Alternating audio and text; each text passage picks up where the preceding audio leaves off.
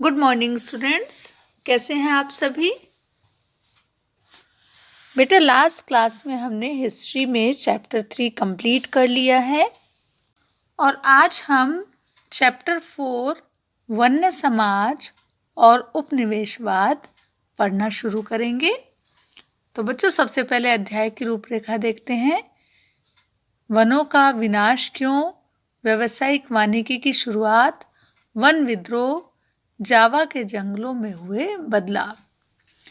Students, आप सभी को मालूम है कि हमारी जो संस्कृति है और हमारी सभ्यता है उसका विकास वनों के बीच में ही हुआ है।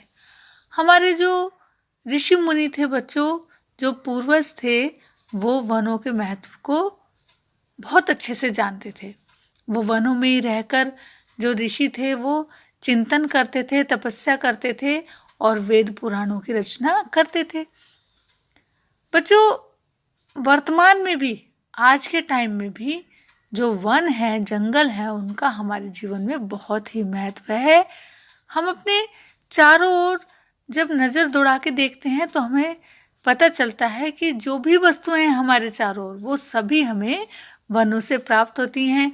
जैसे कि बच्चों, कागज हुआ, है ना, मेज कुर्सियाँ, दरवाजे खिड़कियाँ, और वो रंग जिनसे हमारे कपड़े रंगे जाते हैं, मसाले, बीड़ियों के पत्ते, गोंद, शहद, कॉफ़ी, चाय, रबड़, और चॉकलेट में इस्तेमाल होने वाला तेल, ये सब चीज़ें हमें वनों से प्राप्त होती हैं, पेड़ों से प्राप्त होती हैं। और बच्चों,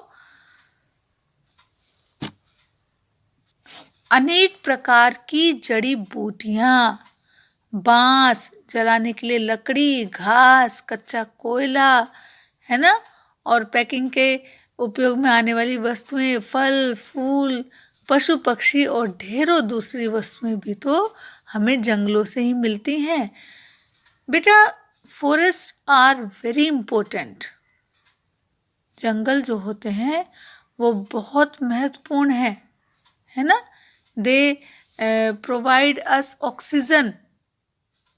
ट्रीज जो होते हैं वो एयर को प्योरीफाई करते हैं और उन ट्रीज से ही हमें क्या मिलती है? ऑक्सीजन मिलती है ना।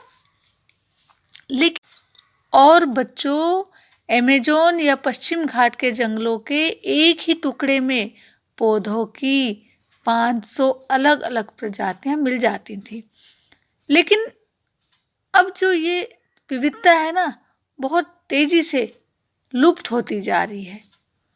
बच्चों, औद्योगिकरण के समय सन 1700 से 1995 के बीच लगभग 139 लाख वर्ग किलोमीटर जंगल, अर्थात दुनिया के कुल क्षेत्रफल का 9.3% भाग औद्योगिक इस्तेमाल, खेतीबाड़ी, चरागाहों और ईंधन की लकड़ी के लिए नष्ट किया जाता था।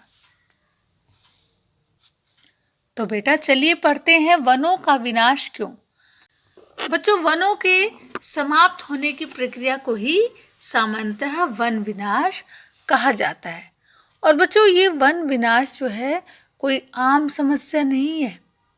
ये हमारे देश के लिए बहुत बड़ी समस्या है ना। क्योंकि बच्चों, वन जो हैं, अभी हमने बताया कि वनों से ही हमें अनेकों अपनी वस्तुएं, दैनिक जीवन में प्रयोग होने वाली वस्तुएं प्राप्त होती हैं। और यदि वन ही नहीं रहेंगे तो हमारा भी कोई अस्तित्व नहीं रहेगा। भारत में वन विनाश के कुछ प्रमुख कारण हैं। सबसे पहला है भूमि की बेहतरी। बच्चों, सन 1600 में भारत के कुल भूभाग के लगभग छठे हिस्से पर खेती होती थी और आज ये जो आंकड़ा है ये बढ़कर आधे तक पहुंच गया है ना। समय के साथ साथ जैसे जैसे आबादी बढ़ती गई वैसे वैसे बच्चों खाद्य पदार्थों की भी मांग बढ़ती गई और इन खाद्य पदार्थों की ज़रूरतों को पूरा करने के लिए किसान क्या करता गया? किसान जंगल साफ करके क्या करता गया? खेती के लिए सीमाओं का विस्तार करता गया। बच्चों इसके भी अनेक कारण हैं। पहला, अंग्रेजों ने व्यावसायिक फसल जैसे कि पटसन है, गन्ना, गेहूं, कपास के उत्पादन को बहुत अधिक प्रोत्साहित किया और 19वीं सदी में यूरोप में बढ़ती शहरी आबादी का पेट भरने के लिए खाद्यान्न और औद्योगिक उत्पादन के लिए कच्चे माल की आवश्यकता थी। इसलिए फसलों की मांग में बढ़ोतरी हुई। और दूसरा कारण यह है कि 19वीं सदी के शुरू में औपनिवेशिक सरकार ने जंगलों को बच्चों अनुत्पादक समझा। उनके अनुसार ये क्या समझा जाता, वो कह रहे थे कि ये व्यर्थ की भूमि है और क्यों ना, वो बेकार की जमीन समझते थे। वनों की जमीन को वो कहते थे बेकार है ये भूमि और क्यों ना इस पे खेती करके राजस्व और कृषि उत्पादन को उत्पन्न किया जा सके। और इस प्रकार वो सोचते थे कि ऐसा करने से राज्य की आय में वृद्धि की जा सकती है। बच्चों यही कारण था कि सन 1880 से 1920 के बीच खेती योग्य भूमि के क्षेत्रफल में 67 लाख हेक्टेयर की वृद्धि हुई। और खेती के विस्तार को विकास का सूचक माना जाता है ना। लेकिन बच्चों हमें ये भी नहीं भूलना चाहिए कि भूमि को जोतने से पहले, खेती के लिए भूमि तैयार करने के लिए हमें पहले जंगलों की कटाई करनी पड़ती है, जंगल काटने पड़ते हैं, पेड़ों को काटना पड़ता है ना, पेड़ खत्म करने पड़ते हैं। बच्चों 19वीं सदी के प्रारंभ तक इंग्लैंड में ओक यानी कि बलूत के जंगल समाप्त होने लगे थे। इस कारण शाही नौसेना जो थी उसके लिए लकड़ी की आपूर्ति में कठिनाई आ रही थी। और 1820 के दशक में खोजी दस्ते ने भारत की वन संपदा का अन्वेषण करने के लिए भेजे गए और एक दशक के अंदर ही बड़े पैमानों पर पेड़ों की कटाई की जाने लगी और भारी मात्रा में लकड़ी भारत से निर्यात होने लगी। भारत में औपनिवेशिक शासकों की विभिन्न कार्यों के लिए लकड़ी की जरूरत थी और 1850 के दशक में जो रेल लाइन थी उनके प्रसार में लकड़ी के लिए एक नई प्रकार की मांग उत्पन्न कर दी। शाही सेना के आने जाने और औपनिवेशिक व्यापार के लिए रेल लाइनें बहुत जरूरी थी।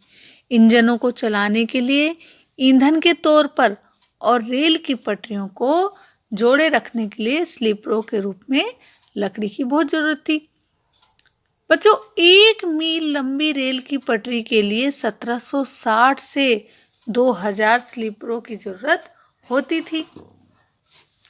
और बच्चों भारत में रेल लाइनों का जाल 1860 के दशक में 1860 के दशक के पश्चात बड़ी तेजी से फैला और इसके लिए बड़ी संख्या में पेड़ भी काटे गए, है ना। सरकार ने जरूरी मात्रा की आपूर्ति के लिए निजी ठेके दिए और इन ठेकेदारों ने बिना सोचे समझे पेड़ काटने शुरू कर दिए और बड़ी जल्दी ही रेल लाइन के जो इर्द गिर्द जंगल थे वो गायब हो गए। बागान।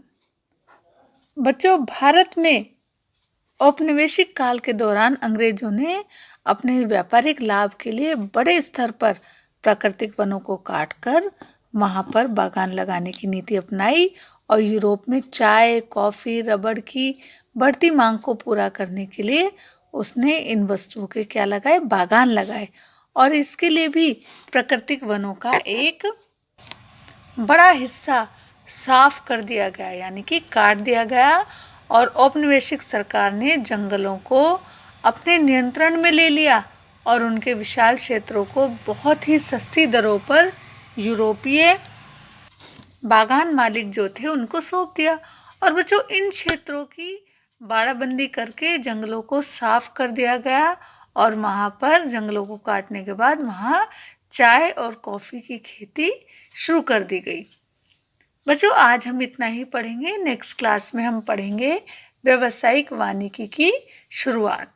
सभी बच्चे होमवर्क से जितना हमने आज पढ़ा उसको पढ़ेंगे। ठीक है बच्चों। तो चलिए बच्चों, फिर मिलते हैं नेक्स्ट क्लास में। तब तक के लिए take care and bye bye.